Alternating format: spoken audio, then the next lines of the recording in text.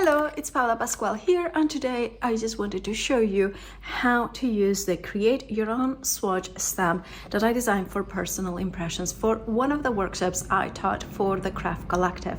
And by the way, if you want more in-person workshops, just make sure that you check the Craft Collective.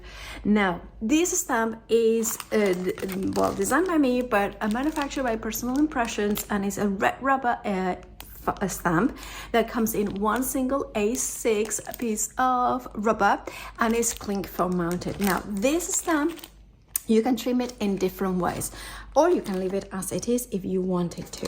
It's designed to test your inks no matter which ones you are going to using. For this video I'm using Tsukineko, but of course you can use other ones that are available, any that are available in the market. You can trim it like that if you wanted to, so the top and bottom are separate, and then the central tester separately. And then you have as well this one way of cutting, which is my recommended one, which is that central image top and bottom, as well as the fine writing and the color swatches. Now, if you are downloading any of the color charts on my paulapascal.com or in my Mix with Miss Paula in Facebook group, these ones will fit perfectly with those color charts that I have.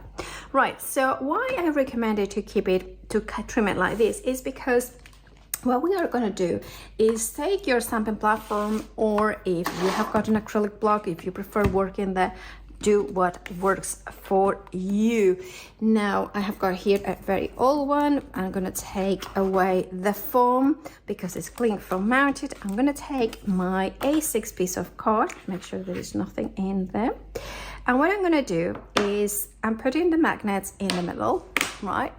And then I'm going to take top and bottom, and that is how, more or less, it doesn't need to be precise. Remember, this is just kind of a way of creating the wording. All right, so this is the ones that I'm gonna stamp with something like Memento, stays on the, any Swift inks that are fast drying, but they give you detail. This is something that you don't have to stamp with the ink that you are testing. This is basically creating you a printed kind of notepad of what you need to do. Press down, and right, that's perfect. It doesn't matter if it has over ink. This is not about the getting perfection. Now, of course, what I would do now here is stamp all my pieces of cards. It could be vellum, it could be black cards, it could be whatever color fabric. If you wanted to test fabric, absolutely go ahead and do that. And then what I'm going to do is I'm going to take my centerpiece. Now this is you don't need to test the whole of it. With the centerpiece, you will have enough to test your inks.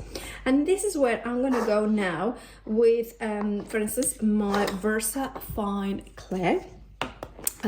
If you are testing StazOn, then you stamp this one in StazOn. Remember, this bed is the bed that you are testing with whatever ink you want to have a record. Now, before I forget, what I need to do, and typical me, I haven't got a pen nearby.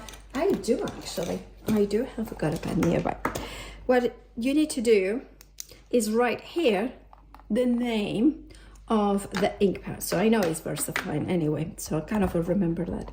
Right, so immediately I'm gonna take my with a clean finger preferably, and rub a little bit. Now you can see immediately that it has a little bit of a smudge, and that tells us that if it's smudging, it stays wet or moist for a few minutes at least, or a few seconds rather.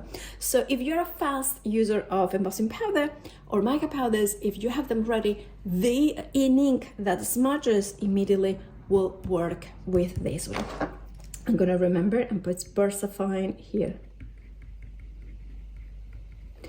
And then I'm gonna take my alcohol marker. So I go kind of clockwise, but starting basically at 7 o'clock, and then I'm gonna go in with my alcohol marker. Any alcohol marker will work. I recommend a lighter color so you can see exactly what's happening. And immediately I can see that while it's not an absolute mess, it's not perfect. There is a little bit of a smudging.